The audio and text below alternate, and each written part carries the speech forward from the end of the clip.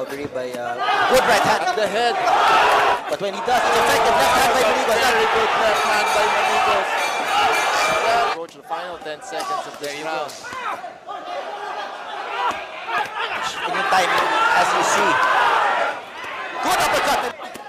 Good. Fighters will do Good right hand there by Manigos. Good right hand again by Manigos. Kumusta at welcome back sa ating channel. Madalas ang mga Pinoy na boksingero ang dumadayo sa bansang Japan at lagi tayong nadidehado pagdating sa puntusan.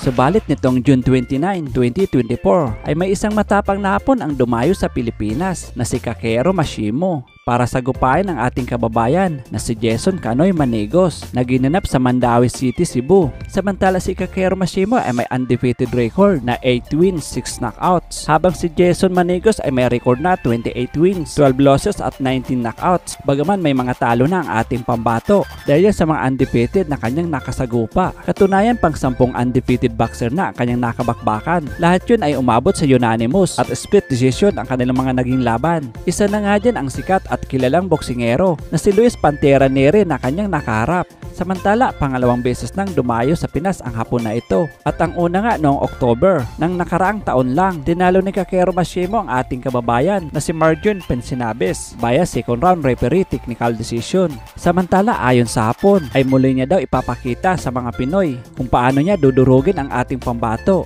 Tungayan kung paano binigyan ng unang talo ng Pinoy ang Japanese boxer. With Omega Boxing, he was also present at the 15. Jason Kanoy Manigos, the veteran, previously he upset then undefeated. This veteran is very dangerous, and Mashimo should be very careful against this veteran. The body and then going inside the head. Very good uppercut in the midsection. Known his intentions early on in this fight. Good strategy here by Manigos, immediately going uncomfortable as much as possible by pressuring and cutting the ring. Manigos.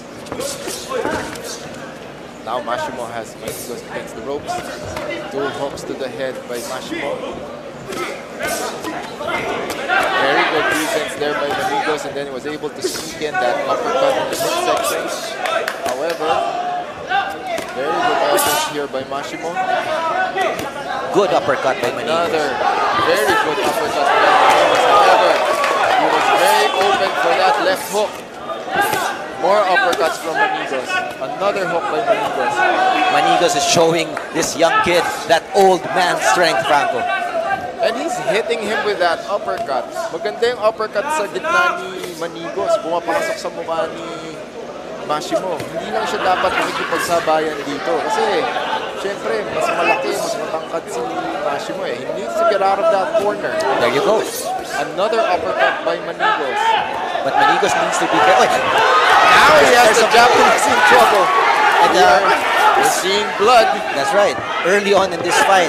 And this is a good strategy for Manigos, no?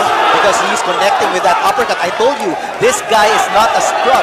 And you have to rely on that old man strength. Now he's pushing Mashimo to the limit. And the very first round at that, Manigos, uppercut again. Body shot by Manigos. The formula, do the same thing, keep pushing the pace. Absolutely right. Kasi if you are Manigos, your strategy is already working. So you have to maintain the pressure.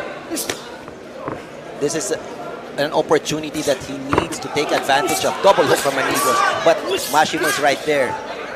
And moments like this will show you what a fighter is made of. How he deals with adversity. Absolutely. The veteran in Manigos definitely can definitely take the punishment.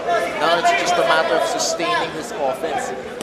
And the big question here, Franco, is how much damage did Manigos make and kung ano yung magiging long-term effect nun. Kasi that's right. This is going to be for 8 rounds. But Kakeru is hanging on in there and he's still fighting toe-to-toe against Manigos. I don't know if that's a good strategy. There you go. Manigos is very powerful with those counter shots. Manigos has to throw combinations. He can't rely on that one punch na akala niya siguro babagsak. Kasi every time he throws in that uppercut, ibabawi naman sa'yo ni Mashimo 4. Diba? He can't be careless. He can't be too careful as well. Jab straight there by Mashimo. Now he's picking up the pace, fighting at mid-range. Good recovery by, good right hand by Manigos. Just when you thought na medyo may deep breath si Manigos, pag bumato ng ganun, nabubuhayan ka. That's right. Overhand right by Manigos. All it needs is one punch to change the fight, Franco. Good body shots by Manigos. Huwag ka lang maubos.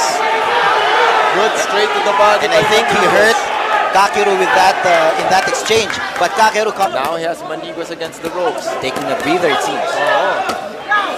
But the uppercut once again is there, and left hand from Manigos. Caught Kakeru by surprise right there. Good strategy here by Manigos, attacking the body and finishing without. More than anything, good body shot by Manigos. Mas kailangan ni Manigos yung break na to. He needs to recover. Mashimo is from Yokohama Hikari Gym. Manigos is representing Asturias Boxing Gym. Eventful first round for Manigos. Nakabawi ng konti si Mashimo in the second round. Let's see how these fighters will perform in the third. Franco, Mashimo's nose has been bleeding profusely since that first round, no?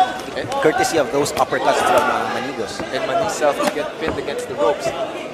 And as much as gusto niya makipagsabayan and he wants to counter, hindi pwedeng hihintayin niya yung mga suntok na gano'n. Because every time Mashimo, diba, throws combinations, minimum. Good right hand. Absolutely right, Franco.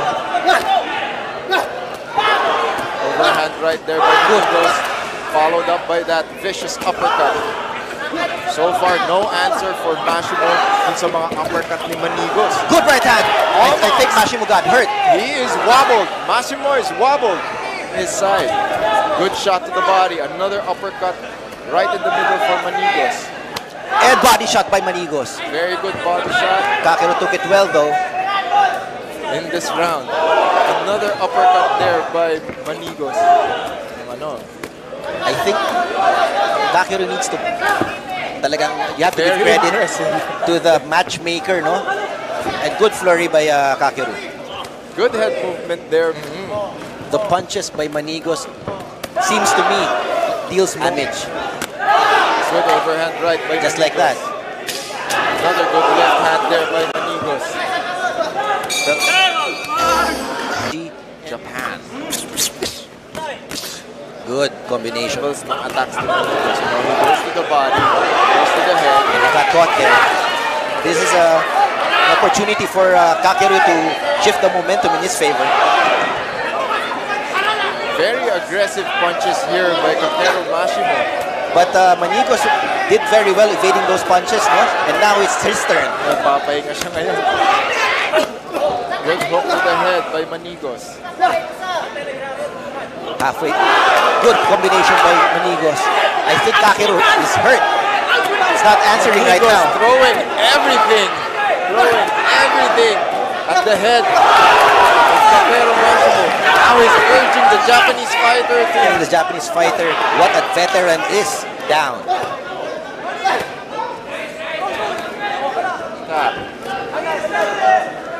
Setting up that uppercut in the middle.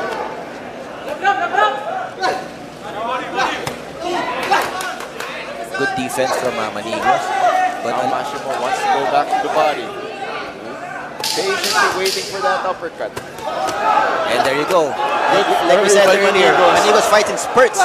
But when he does, it's effective. Left hand by Manigos. Very good left hand by Manigos. Receive yung punishment pa because he's been taking a lot of damage in this fight. Good left hand from Manigos. There you go again. Left hook. Two left hands by Manigos. Right hand by Manigos. Power Double shot. left hook. Power shot after power shot. Josh is on another level of energy. Good jab there by Good Manigos. combination by Manigos. More left. Range in yung timing, as you see. Great combination by Manigos. And Kakeru is on his turtle shell right now. It's of the 5th round. Good uppercut by Manigos. What a way to end this round, John. To throw those hooks and those uppercuts sa gitna.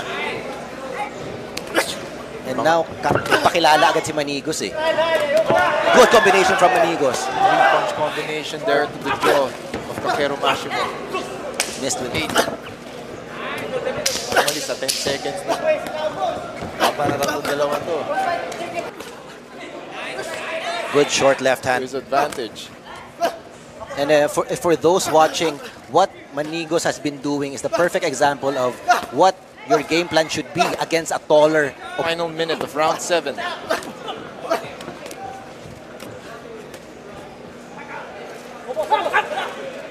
Four-punch combination to the body. Mashimo still pushing forward.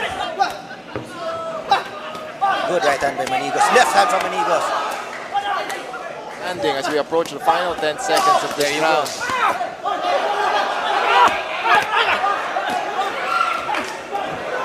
Beautiful combination by Nagbubuhos na naman po si Manigos for this round. Giving a whole new meaning to wala nang bukas. I hate to be the judges for this fight. I mean, all you do you score the impact. Minute 40 in the 8th. They're running on fumes right now, on Franco. fumes. Emptying the gas tank. Manigos pushing forward. Slip a little bit Manigos goes back. by Kakeru.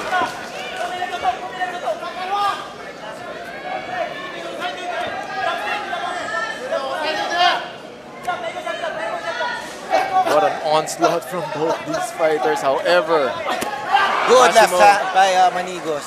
getting better. Malakas. Yung volume favors Kakeru, pero yung impact. And he receives a left hand from Kakeru. Good. Another upper. See what these fighters will do. Good right Good hand. right hand there by Manigos. Good right hand again by Manigos. He is spamming with that right hand and it's hitting the chin more. Good shots there. Another right hand by Manigos. What a fight!